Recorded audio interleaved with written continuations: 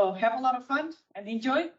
And one more thing before I forgot, during this session, we will be making pictures. So if you wish your faces not to be published anywhere, please let us know. Well, have fun, and then I'll give the floor to Wouter.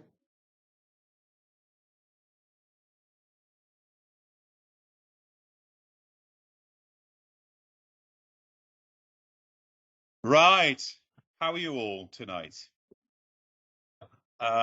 It's very exciting to be standing here. The last couple of months, we've been working away at a very exciting application for our big pharma clients. And we thought there might be a couple of nice lessons to be learned, to be shared.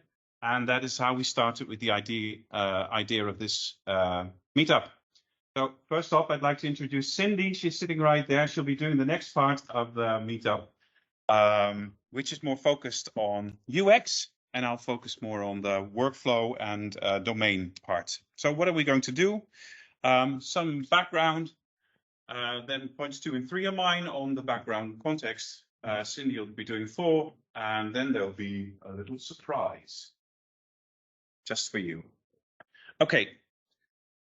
The background of this app is that it's a pharma app. So for some of you who might not know, big pharma produces medicine. And as you can probably imagine, that requires a lot of legislative regulations that have to be followed, meaning lots of audits, etc., and specific requirements. The app that we built was specifically built for the big pharma clients' employees to work on a large workflow. And this was a global workflow. So you can imagine that one person in the Netherlands does something the one day, and then the other day it's someone in the United States. Yep. So what you may or may not be wondering is, what is a workflow? So let's see some hands. Who of you have ever created a workflow application of some sort? Okay, that's quite a lot. And how about a workflow application in Mendix? Cool. Yes. And well, then you may or may not have an idea about what a workflow actually is or what it does. So Oxford actually says that it's the series of stages that a particular piece or type of work passes through from the beginning until it is finished. And then you might still think, okay, how does that apply to IT? And in this case, specifically Mendix. It sort of looks like this. You have one task by person blue, and then the second task by person orange, and then the third task by person blue again. And this could be 1 to the nth of tasks. And in fact, it doesn't have to be a person, could also be a system itself that does something. So that could also be one of these tasks. But key is that they're usually executed at different times. So for instance, if I do a handoff to you, then you can only do that at your own convenience. So there's a bit of waiting in between. And that is where I think Mendix Workflow fits the bill. So for us, the definition, interesting. For us, the definition of workflow is that that you use it when you have handoffs. So consider that in your next project. So what is a multi-dimensional workflow then? It looks somewhat like this, at least. This was sort of what it looked like initially when we started with our clients. Seemed pretty simple. So you might be wondering what's multi-dimensional. But as you can see, task 2 is done in parallel. So that's a kind of extra dimension in a sense. You could even say that a task 3 would actually be a sub-workflow, which would contain more tasks. And you could continue that even further, where the subtask 3 could even contain more subtasks. So that's when we're looking at a multi-dimensional workflow. So basically that means parallel sub-workflows. So whenever you're getting in that situation, then what follows next might be handy. So let's look at the flow as it is for the client so that you're capable of understanding later on the demo that we're going to give and why we made certain choices. So the flow in this case starts with an email event, and that's manually picked up by a secretary. The secretary basically determines how many divisions of the pharma company need to look at this email. So a bit of background again. What is this email and why is this so important, you might wonder. This is supply chain notification, supply chain change notification, in which a supplier from a big pharma client says, hey, in our processes, we've made change and that might impact you. Legislation demands that the pharma company then inspects its entire process of manufacturing to see if there are consequences for the continuity of the process, but also to prevent accidents from happening, say, for instance, an increase of a certain chemical in the medication causing people to actually die. So that is why this is very heavily regulated. So the secretary starts this and chooses between 1 and 4 divisions to inspect this email. And that's what we call an exploration flow. And this is a subflow. So here we're starting with one of these subflows. So let's take a look at what that means. A quality manager takes a look at that email and says, okay, this might actually impact our company. So if there is an impact, then there is a second reviewer who has to agree. If he doesn't, goes back to the original quality manager to review. And likewise, they need to sort of get on the same page. So that this entire flow can happen up to 4 times. So what do we know then? Well, we know that a factory might be impacted. We call that local impact. So that may mean that we have to change a machine to accept different batches of aluminum powder or something like that. It could also be that there's global impact. Say, for instance, in our enterprise resource planning system, there is a label for a certain element that has to be changed. That's what we do with global impact. We change that on a global level. So immediately after this exploration subflow finishes, you can see that if there is global impact, immediately we have another subflow, namely a global subflow. And I'll show it to you again. When one exploration flow starts, a global flow is immediately started. So not all at the same time. So what does this global flow look like? In this case, the client wanted to do it like this. So there's a quality manager who inspects the global impact again and the earlier pre-assessment that was made.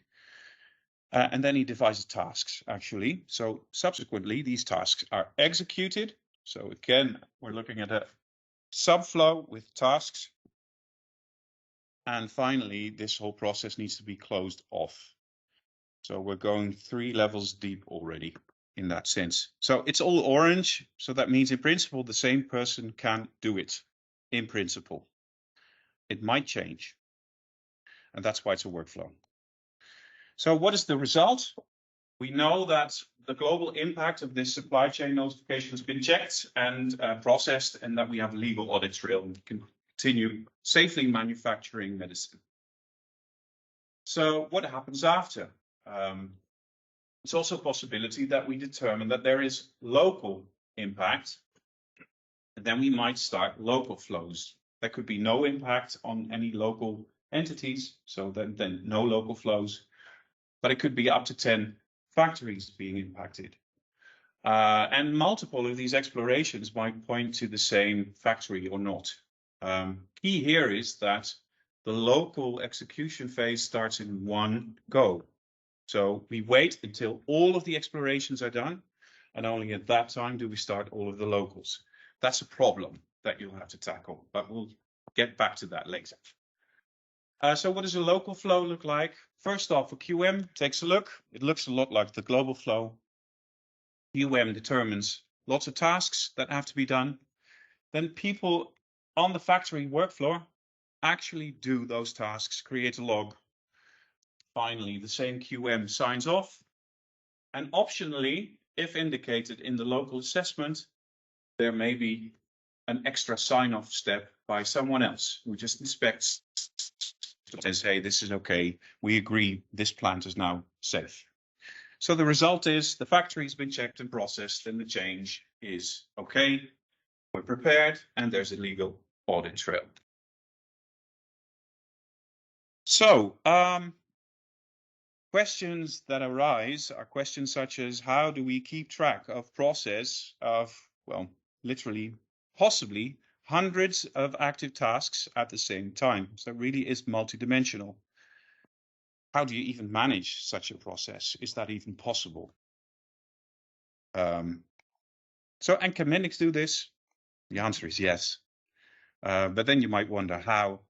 And we came up with 4 challenges. And the first one is how to model parallel workflows in which we have 2 patterns for you. So now I'll just open Mendix. So let's say we have this pretty flat flow, which is serial in nature, 2 tasks. First we do task 1 and then we do task 2. Pretty simple, right? Let's say that task 2 has to be done multiple times, but we want to check runtime, how many of these tasks we need, just like here. Do you remember? So that's what we basically do it like this. In your context, you can store an enumeration, which you'll find right here. And here we just basically say 1, 2, 3, 4. It has to be done like that at the moment. So I would prefer to use an integer, but it at least is possible. And then basically in task 1, we can fill out that enum by the secretary. And subsequently, we can decide what do we need. So let's fill in our attribute. I think, which one was it again? I think it was this one. Let's just try. Yeah, that was the right one. So here we have our 4 flows and there we have a dynamic split. So based upon what was given here, we now already have 4 paths. So second thing we obviously have to do is split all of these 4 paths. And then you might think, why do we have to do it like that? Well, there are benefits, pros and cons that I'll discuss in a bit, but it basically works like this. So now we have 1 path with just a single task. Let's move that user task. That's new behavior, by the way. Couldn't be done a couple of releases ago. So now we have our task actually available right here. And we can dynamically determine how many people do task 2. And then you might think, we do have duplication at the moment of task 2. So if I want to change, say, the assignment of this task, then I have to do it 9 times, 10 times. What is it? That's not very handy. Let's use a subflow, you might say. That's an option. So I have a subflow right here in which I've placed task 2. And then we can just basically do it like this. Copy that subflow, etc. So it's in the wrong position. Let's do it right there. So I can continue doing that, but let's discuss some of the benefits of this approach. So the benefit is, since we're using a subtask, we're having an immediate connection between this main workflow that we're looking at and this sub workflow. There's an automatic association between it. So, and it basically means that if we want to continue, say, after these 2 subtasks, right? So when does this little branch become available or active again? Once these 2 are complete. Mendix takes automatic care of that if we use this construct, and that's a benefit. But there are downsides as well, obviously. What if I want to supply a different context entity to this flow? So yes, we have a context main here. What if I want to have a context sub 1 here and a context sub 2 here? That's an issue. You can't easily do that. The only way that you can actually do that currently is by using one-on-one associations, starting from the main context entity. But that sort of clutters up your domains. I'll show you what that can look like this.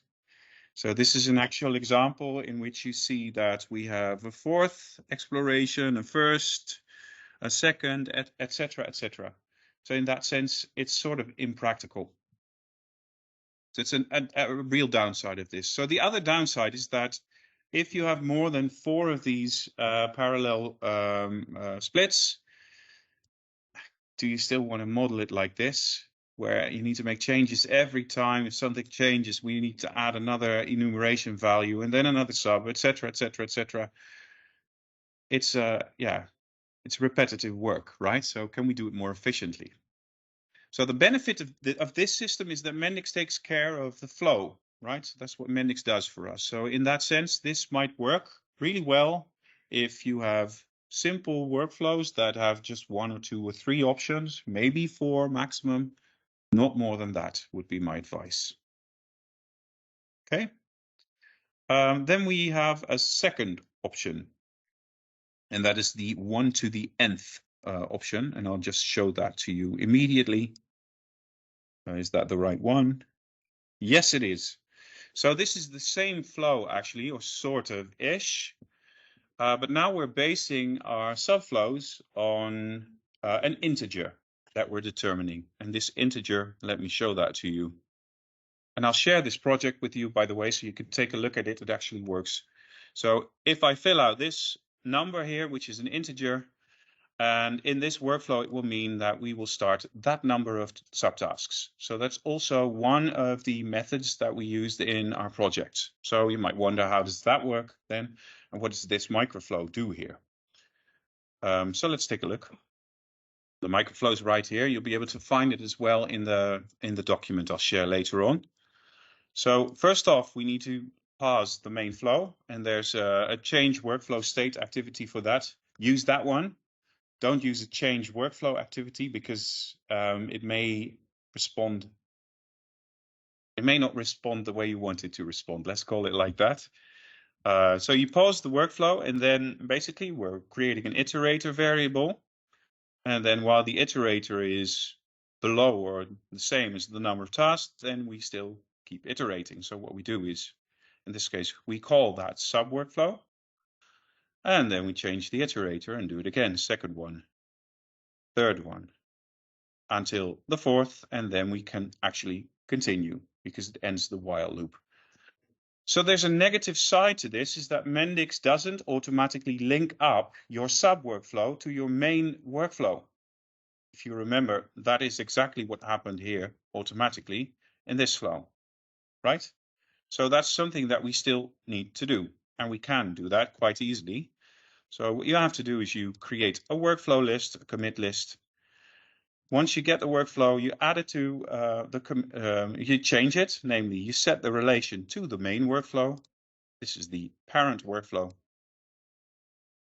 So how does that work then? So let's take a look at how that works. So standard workflow has a self-reference in which you can attach children workflow, plural. So we're basically making use of that same system that Mendix automatically employs for us in this earlier example I gave. The only thing we still have to do is actually commit it. So we're adding it to this commit list and then committing it at the end. And this will work perfectly. So that's the first bit.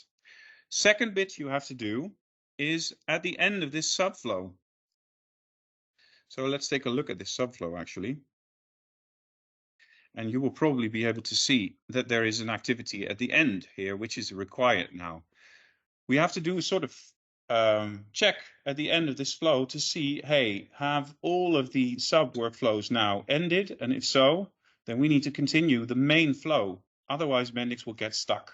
So it will be paused, that main flow, indefinitely. So how does that work?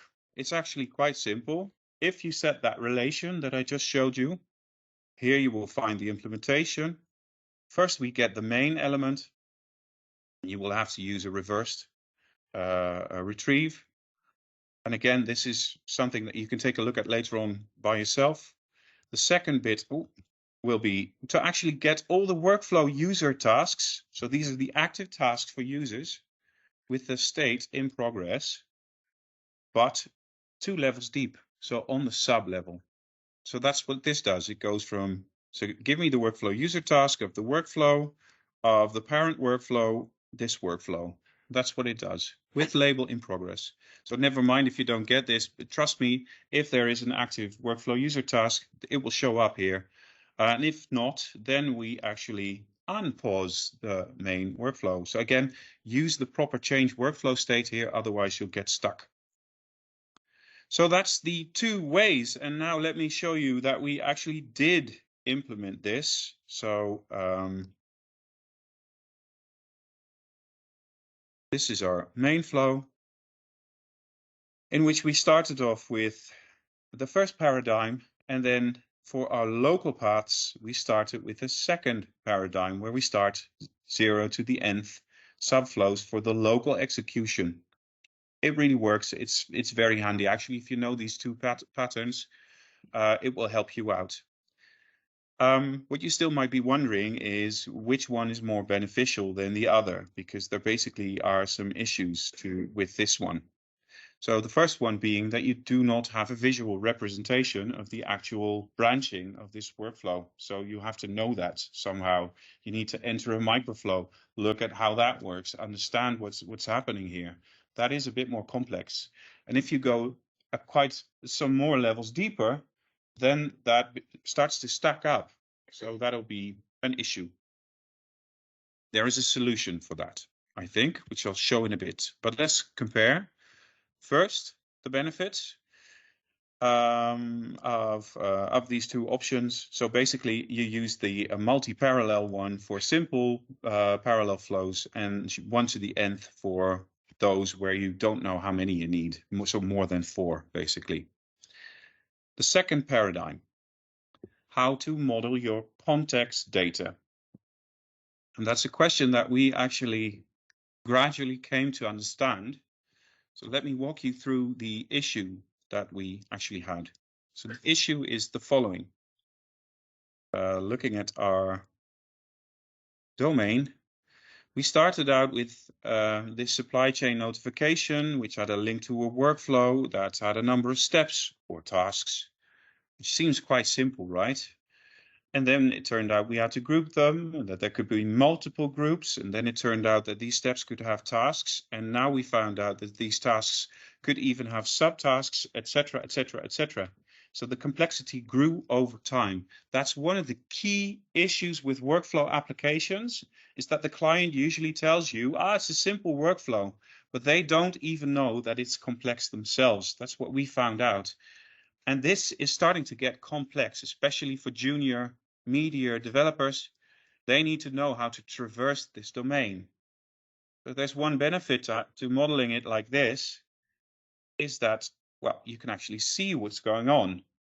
But the negative side is that for each level, you need to implement the same types of actions, like give me a new workflow for this context, give me a user task for this task. And that's stuff that you do that is very repetitive and that you can actually take away if you model it more, more like the composite paradigm. And some of you who've done Java might recognize that if your data looks like a tree model, so literally this is our flow on the side, and you can see that it looks like a tree. If that applies and you have a stem, has a leaf, leaf, then this is something you can start looking into. We made an adaptation for this, which I'd like to present, and it's our idea, actually, to decomplexify what is now our application. And I'm looking very much forward to hearing your opinion. So let's start with this little list. So let's say you have a branch, right? So the branch is the stem, and it might have 5 leaves. So here we have a leaf list that is linked to that stem. So it's sort of like this, right? A turnaround. The thing is, a branch might have another branch, and you can sort of tackle that by using inheritance. So as you can see with the little black dot here, the composite is the owner of this list. And if we create a stem that is also a child of composite, then the stem can have this list, and the next stem in that list can have a list. And again, that can, so we get the typical tree hierarchy that we know from the composite pattern. And again, this is an adapted form. It's not the original one because Mendix doesn't do interfaces, etc. But it's sort of like this. So the handy thing is that if a stem is related to a workflow, then we can say that a leaf is related to a workflow user task. So that actual task that is pre-populated that you click in your overview. And likewise, one of the benefits is that if you create different leaf types, then you can say, hey, for my global planning, I need an extra attribute. So attribute X that you can just add to just this one, just this child. Another benefit is that we can start showing all of the leaves and stems in lists, which makes deep retrieves of the entire tree model possible. And think again of those hundreds of active steps. You may want to have a complete overview, which Cindy will show in a bit. So that's basically why we came up with this. And we believe that this is a more robust pattern if you're starting work on a complex workflow. So again, go and try it out. If you have the feeling that you have levels in your workflow, this might actually work. There's a lot more here. There's information on the composite pattern and other types of benefits. I'd say go and inspect and let us know your thoughts. So there are some pros and cons. So let's round off with that. And let's see if my screen is big again. Yeah. So benefits of this sort of composite pattern is that you have a robust way for deep branching. It's always the same, right? So you know if you do a retrieve and you find more, okay, then you need to do another one. You can create reusable flows like this. So you don't have to create a different DS or a different at button for each entity. That's all generic. That's nice. And you can actually adapt pages on a per need basis by using specializations. So there are some negative aspects here as well. This is a notorious pattern for, it's difficult, but workflow is difficult anyway. And especially multi-dimensional workflow, that is already difficult. My belief, this is standard practice basically in any big Java education that you do. Inheritance is key to these programming languages.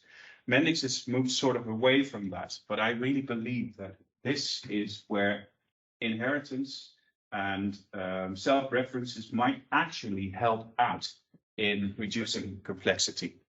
So make sure that you train your people and that they know what's going on. If you invest in that, it should be possible to do this. But I warn you, it is difficult. Okay, I'd like to hand it over to my colleague, Cindy.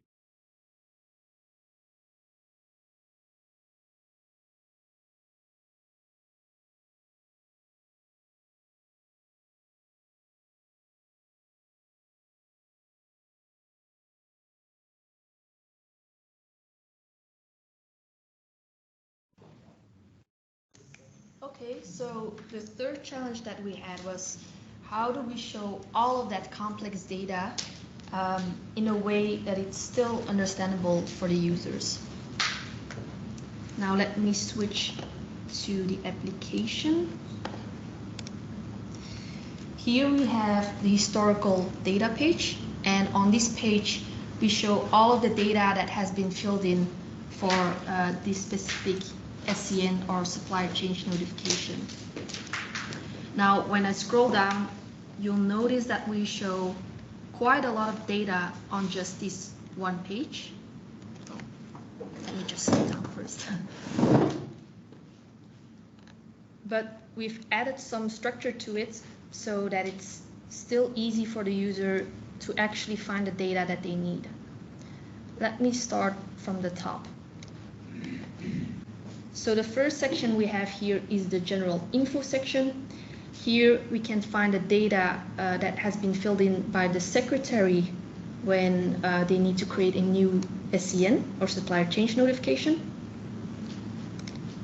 Then the next one is where we can find all of the expiration phases. So here each phase is displayed in a column. So the first phase is from here up till here, and then starting from here, we can find the second phase, the third phase, and so on. Now, each step is displayed as a card. The first one is the pre-assessment step, and when I scroll down, you'll see that the next step is a review. We have this connector line in between to indicate that these two steps belong to the same phase. And the same thing happens for the second phase, pre-assessment step, with all the data that has been filled in for that step. And then here, a review step as well. Now, you can see that the third phase is not fully visible in the viewport, and that's why we've added a horizontal scroll bar here at the bottom, or I can just drag here on top of the cards. The next section is for all of the global phases, and it looks almost identical, but the only thing that's different is that in the global execution step, we also have tasks in it. And that's why we've used a accordion widget so that we can display the task cards here separately. And when I collapse this one, you can see that the last step of this phase is the global closure. And then the last section is for all of the local phases, and it looks exactly the same as the global one. But here I have to mention that we can have even up to 10 phases. So that's why it's even more important that we have something like a horizontal scroll bar to go through all of that data. And that's basically it, how we've structured this page with 4 group boxes, and then we have some step cards and phases. Now let me go to the SCN step page. Here we can find a list view with all of the steps separately. So when I select the first pre-assessment step, you can see that the data here is displayed the same way as I've shown you on the previous page in those cards. And that's because we've used a lot of these data snippets. So let me show you how it looks like in Mendix. So here we have the step detail snippet, and we have a list view on this page.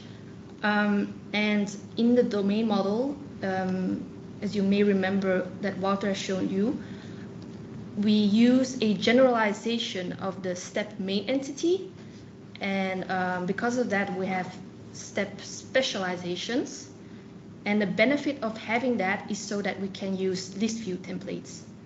So when I go to the list view and go to the templates tab, you can see that we have 7 specializations, each for each step, so that each step has their own template. Now, when I select, let's say, the template for the pre-assessment step, we have 2 snippets. The first one is a snippet for reassigning the task, and this snippet we use in every step. But the second snippet is specifically made for, well, to display the data that's only for the pre-assessment. Now, when I go to another step, you can see that the first snippet is the same one, but then the second snippet is data for the global action plan definition. Now, you may wonder, how do we even use a list view? Because we only show one object on each page. And as a data source, we have this small microflow where we pass the step object as a parameter. We just create a list of steps, and we add that step object to the list and return that list. And that's how we use a list view on this page. So the key takeaway that I'd like to share here is that by using a generalization of the step main entity, we have step specializations, And the benefit of having that is that we can use these few templates to show all of that data on this one page. And as a user, it doesn't really look that complex anymore. And in this way, it's a lot easier to actually understand what's happening within these flows. That's it for the third challenge. Now let me go to the fourth, which is this one. How do we simplify the status of all these complex flows to something that everyone will understand in one view? Let me switch back to the application and go to this page. So you already have seen this table with steps, but let's just focus on the first two columns over here. So this pre-assessment has this green icon next to it. When I hover over it, you'll see a small animation triggered and the status name in the tooltip. So this icon is for the completed status. If I go to the next one, this one is for the in progress status. And here at the bottom, we have a pending status. And the reason why only these steps can have a pending status is because if I select the step, you can see that the global execution has 4 pending tasks in it. Now let me go to the home screen. And here we have the SCN overview. We currently have 4 SCNs in the system. And let me, the other steps only have 1 icon, but here you can see that each SCN has 3. And the reason why we show 3 instead of 1 is because we don't need to show all of the task and step statuses in an SCN. So that's why we've generalized all of these statuses into these 3 essential icons. So let me start with the one here at the bottom. You can see here that the exploration phase is in progress because there's only 1 pre-assessment step ongoing.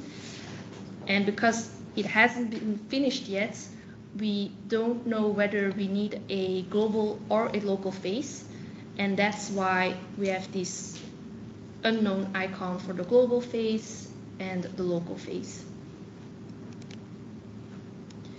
Next up, we have this SCN with the exploration phase in progress. But let me show you this slide again to explain the SCN that I want to show. So global flows can start immediately once an exploration phase has been finished, but a local flow can only start when all of these exploration phases have been completed. So that's what's actually happening in this SCN, where we still have a exploration phase ongoing.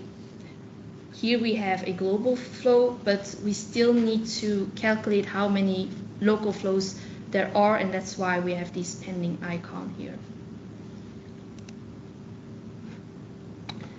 The next one, you've already seen this pulsating status.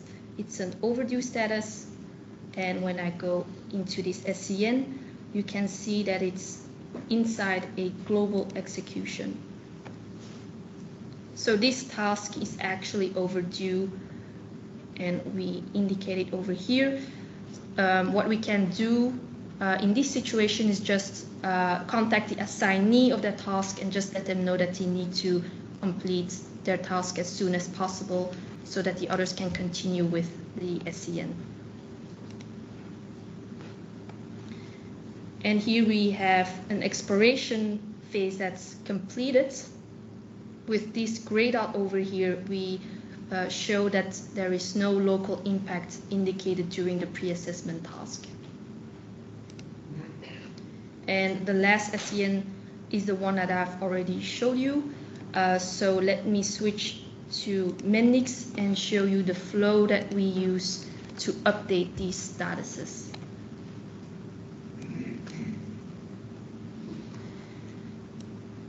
So for the exploration phases, we retrieve a list of step groups that are in progress, in pending, or overdue. We check if all of the exploration phases have been completed.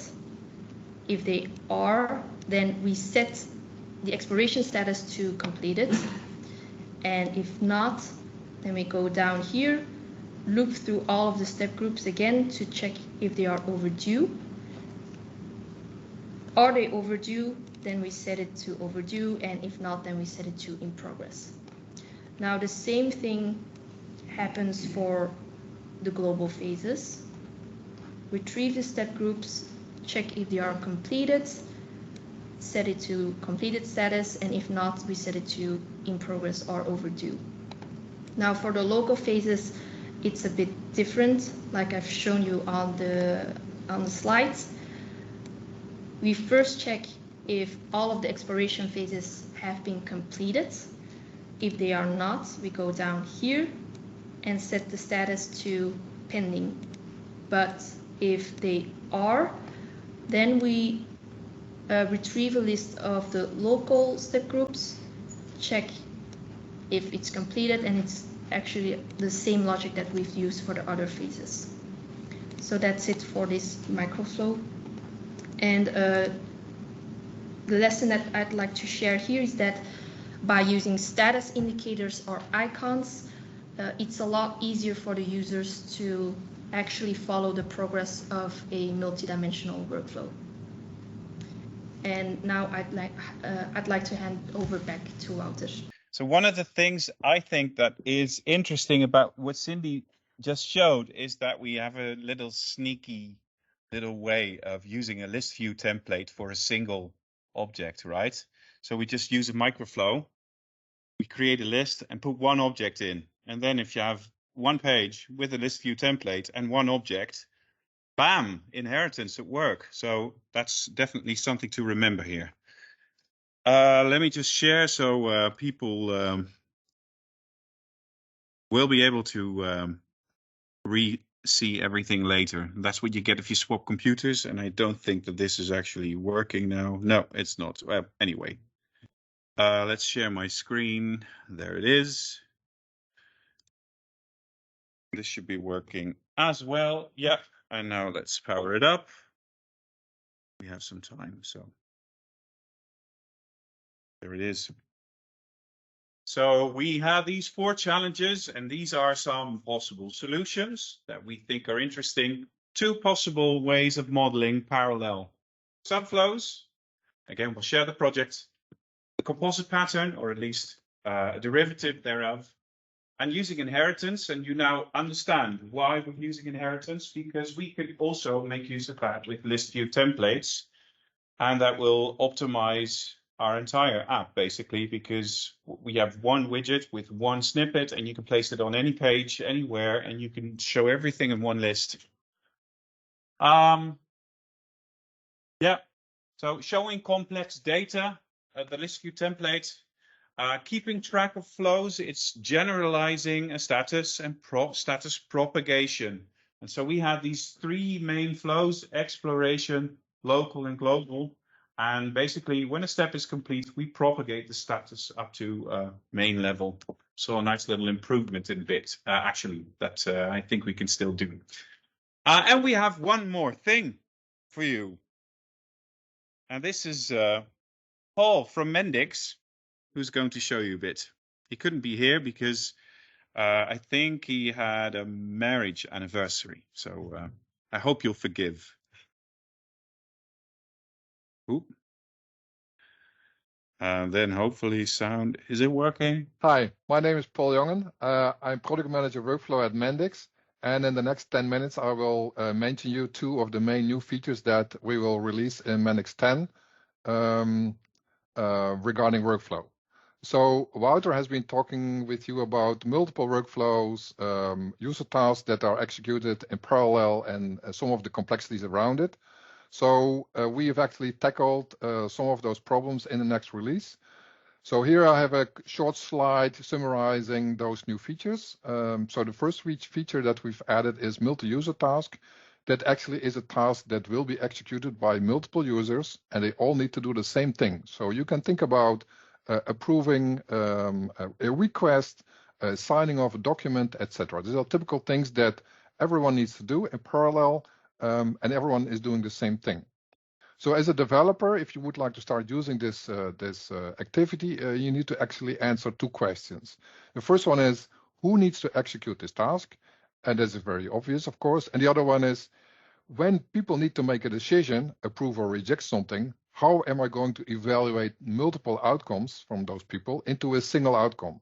So if 3 people need to make an approval, 2 of them approve and 1 rejects, how are you going to evaluate that into a single outcome? So we will talk about that in a minute. And the second activity that we've added is wait for notification. And wait for notification is suspending the workflow process and is waiting for an external trigger to tell the process that it can continue. So for this, we've added 2 activities. One of them is a workflow activity called wait for notification. And the other one is a microflow activity that tells this workflow activity that the workflow can continue. So it's a bit similar as with a user task. A user task also stops the workflow, and then in an activity, you tell the workflow to complete that user task. So to show this more in action, let me go into Studio Pro. So here I have an example process how you would do it nowadays. So before release 10, so this is not a release 10 process. This is how you would do it today pre-10. So for example, I have a request and it has to be approved by 3 people. So then I have to build 3 tasks. I have to store the outcomes of all those people. And at the end, I have to evaluate actually if they all approve together. Do they all have the same approval? Is only one approving and the other is rejecting? How to deal with that situation? In addition, at runtime, I'm not able to make any changes to this number, so 3. In this process, it's fixed. It could be that based on the complexity of the request, it's only 1 user. If it's about a high complex request, that I have 5 users. So currently, it's not possible to dynamically set how many users need to approve this request at runtime. So that's actually quite a complex thing for something very simple. So that's why we've added multi-user tasks. So actually, this is the same process as you saw before, but now with the multi-user task. So the configuration of this task is very similar as for a single user task. The extra configuration capabilities are in the middle section. So of course, you have your user targeting, where you say which group of users will receive this task in the inbox. And then you are defining how many of those users need to execute this task. So in the previous example, you saw that I would like 3 users to execute this task. It could also be that you have a percentage when you have a larger group. I say I would like half of the group to make a decision. You set this number to 50%, and then the runtime engine will automatically calculate that of the 100 users, 50 need to execute the task. Then, of course, each user needs to make a decision, for example, in this case, approve or reject. And how are we going to aggregate all those different outcomes into a single outcome? And we do that using one of these decision methods that we have provided out of the box. So we have consensus, veto, majority, and threshold. They all have different meanings. In the documentation, you can have examples, and it's clearly explained how this works. Consensus, for example, I will do it just one example. Consensus, for example, means that everyone needs to come to the same conclusion. So in the example that we have here, it means that everyone needs to approve or everyone needs to reject for this task to have an outcome approved or rejected. Is there not any consensus? So for example, one person selects approved and another person selects rejected. It means is that there's not really a final decision possible, and then the task will be completed with the fallback outcome. So the fallback outcome is a kind of a more process-oriented outcome. It is not an outcome that the user can select, but it is an outcome that the runtime will select for you, so that you as a developer can define a escape hatch, so to say. What in case those three people are not in agreement? What would you like to do? Would you like have another group of people look at it? Would you like them to review it again? Would you like to have a manager be involved, etc.? So in this case, you have additional capabilities to make the process to continue the process. What we will be adding later on is we will add the possibility that you can find your own decision methods as a microflow, and that you can have the evaluation done at the end. So now the evaluation done is at each task completion, so that we can also as early on as possible complete the process. But we can also add a checkbox that all tasks needs to be completed before the final decision can be made regarding this activity. So this is the multi-user task. Then the next one is the wait for notification. So here I have again a very basic process where we have to order a few things that we requested, and we have a specific order application for that. So the process via an API is handing over the order to an ordering system. This can be done via business events, APIs. It could also be another workflow in the same application or another application. That's entirely up to you. And then the process is actually waiting for the ordering system to tell the process that the orders have been received, the goods have been received. So the process at this point of time is not doing anything, it just waits for a signal. And when the signal is received, I'm going to inform the requester that he can pick up his goods. So this activity, again, is in your toolbox, workflow toolbox, and there's no configuration required here. So it's very simple to add. However, kind of the triggering mechanism for this, that is a microflow activity. So I will now show you the microflow that is triggering this workflow. So in this case, for example, you will receive some kind of a signal, event, object, whatever from your ordering system that the orders have been received, and likely it has an ID or it has this number or whatever. But using this number, you will then retrieve the workflow instance that is related to that particular order. And once you have this workflow object, you can then tell the workflow with this activity to continue. And the configuration here is very simple. You need to have the workflow object so that the workflow engine knows which workflow instance is affected here.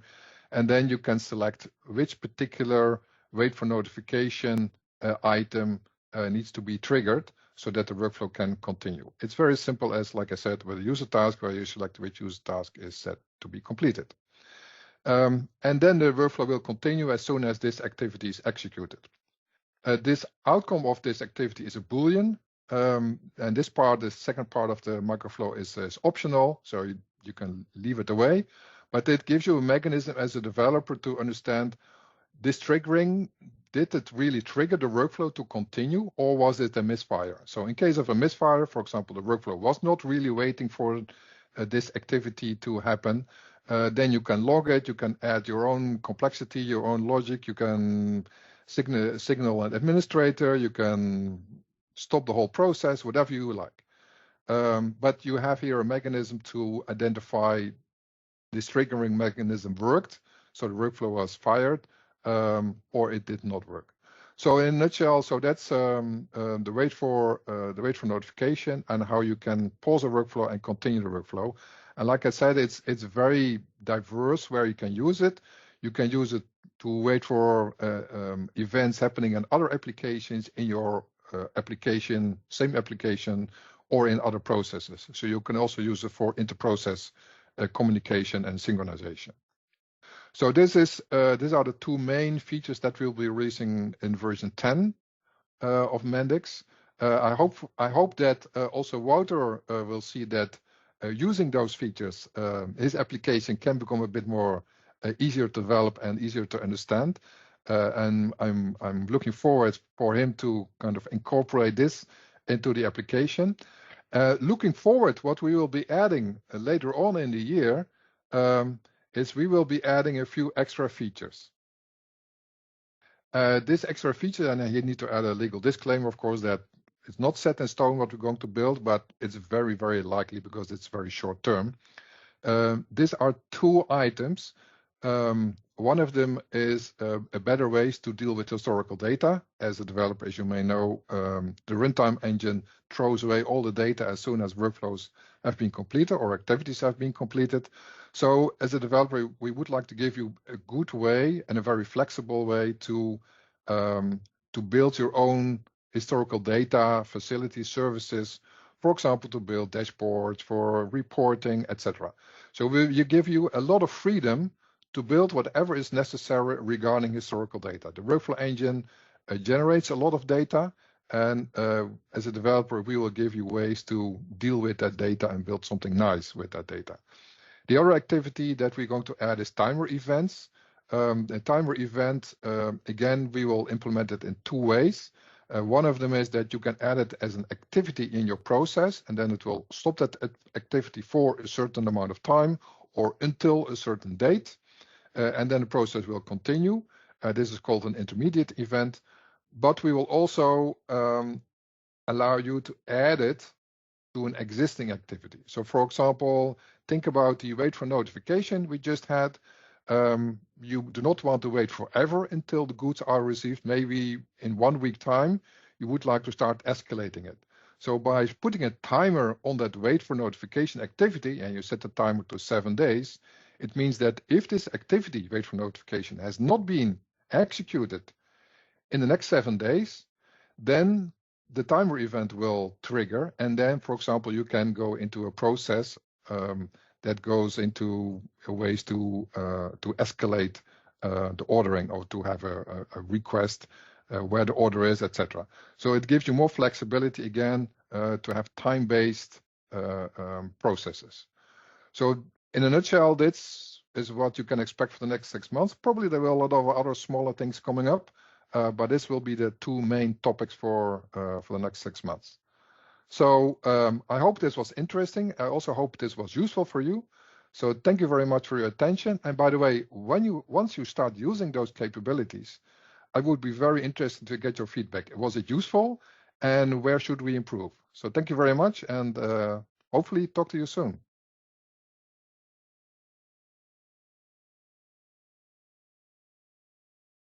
paul.jongen@mendix.com. So if you really do want to share some of your experiences, maybe to improve workflow or whatever you like, feel free to reach out to him or via Slack.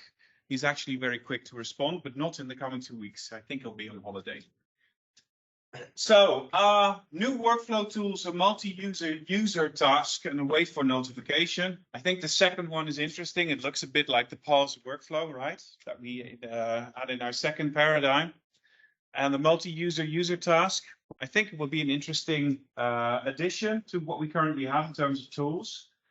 In that case, we're literally having 100 people do the same thing, exactly the same thing.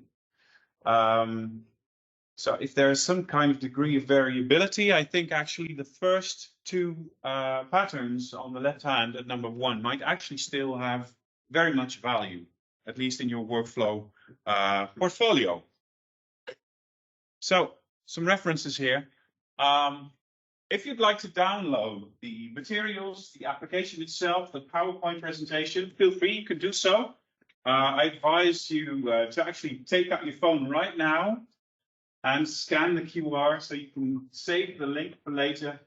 And then it's up to you to do with it whatever you like. Or take a picture maybe and then use a phone to scan your photo on the phone. It's always very interesting, right? They should probably do something with that. And then meanwhile, I think we can actually start with some questions. And I think that you must have at least some. Let me just activate the microphone. Maybe Cindy, can you join me?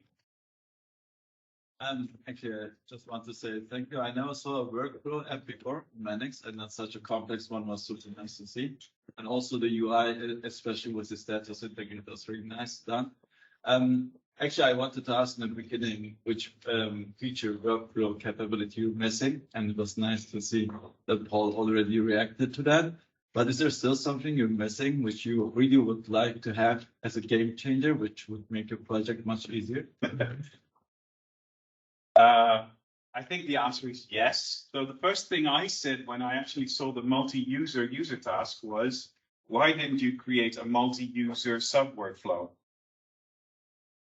Then I could have done whatever I wanted, multi-user tasks. I could put a subflow in it, right? So it would have worked exactly the same, but it would have given me a lot more flexibility in terms of what is happening within that sub. I'm not sure why they didn't choose that, but I think that this is definitely an improvement. Yes. Yeah. Cool. Another question. Here you go. The next person has to be at the other end of the room, right? I guess so. So thank you very much for this presentation. I have actually two questions one for both of you. Cindy, it's looking awesome. I love just the small animated icons, and that really makes it looking really professional. So compliments. Does Gallery already work with templates, or does it not yet? So we haven't used a gallery, so I'm not sure whether it has templates. Actually thinking, I took a look at that, I'm pretty sure, but not for inherited, so specifications, right? Yeah, exactly. Yeah, I'm not sure. Just that, yeah, you can make it even. So send an email to Paul Jongen, right? If you're interested in something like that, let him know, actually. Templates. And then he'll be able to connect you to, probably in this case, it will be, who is the PM front end again? It was someone else, but I'll think of the name later. Thanks. So the other question is, the 10.6 version will offer history, awesome things for audit trails. Are you expecting it to replace the thing you're working on now with the complex? Well, what it will offer for audit trails is a bit of missing functionalities that we discovered. So workflows in the system module and system entities can sometimes, well, basically they're subject to a lot of legacy. So we use the audit trail module in combination with workflow, obviously, and it didn't log any changes on workflow assignee. So why that's listed there is actually because of our mentioning it and creating a ticket, etc. And now it's on the roadmap. So soon it will be able to be audited. Yeah. Nice.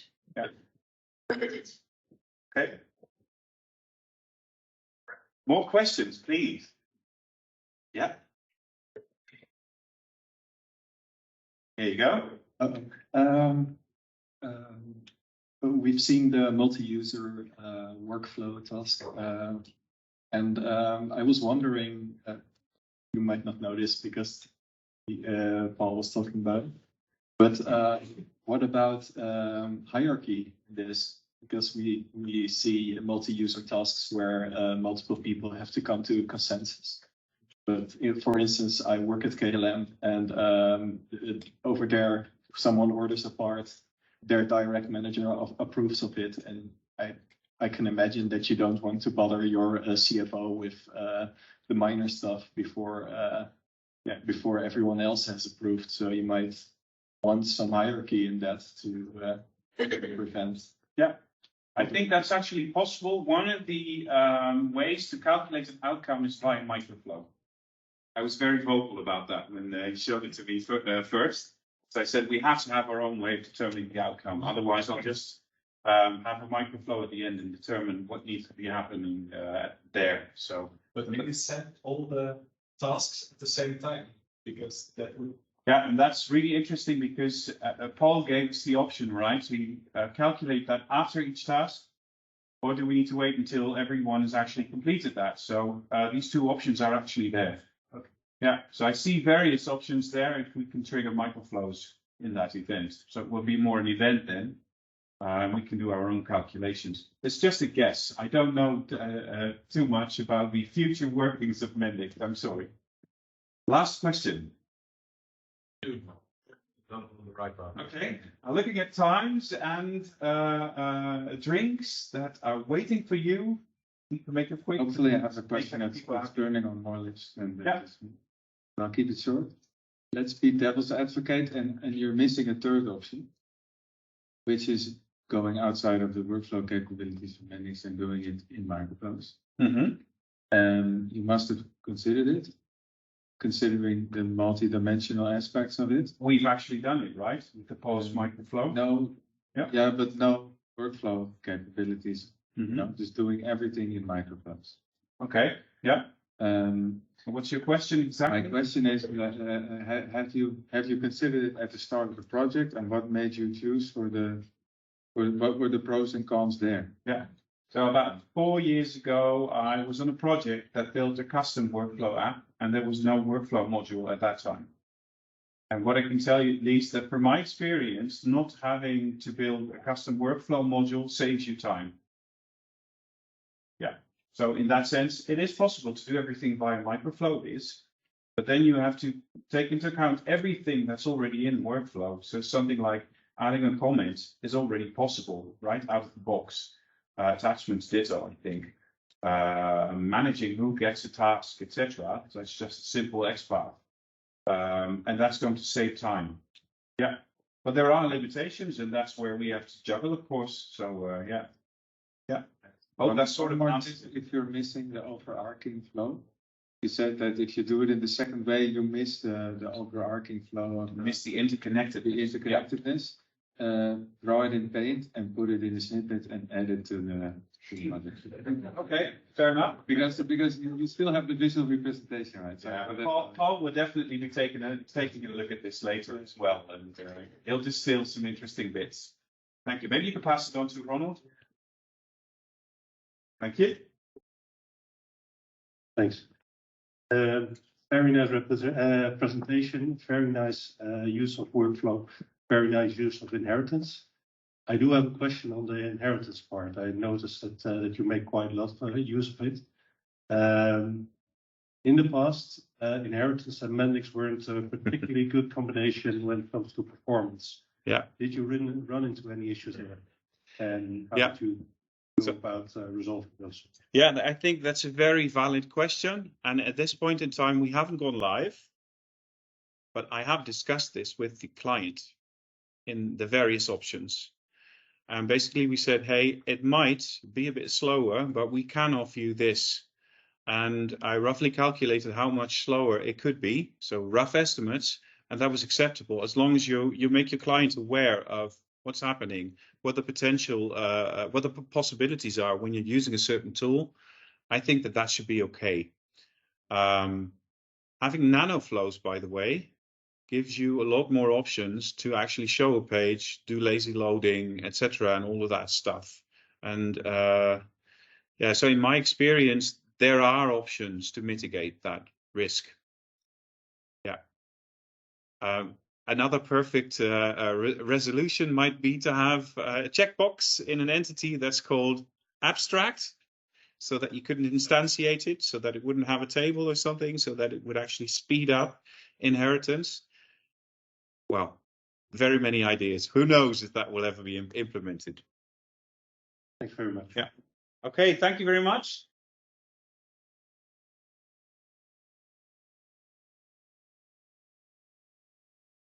At the back here, I'd like to invite you to drinks and enjoy a bit of networking.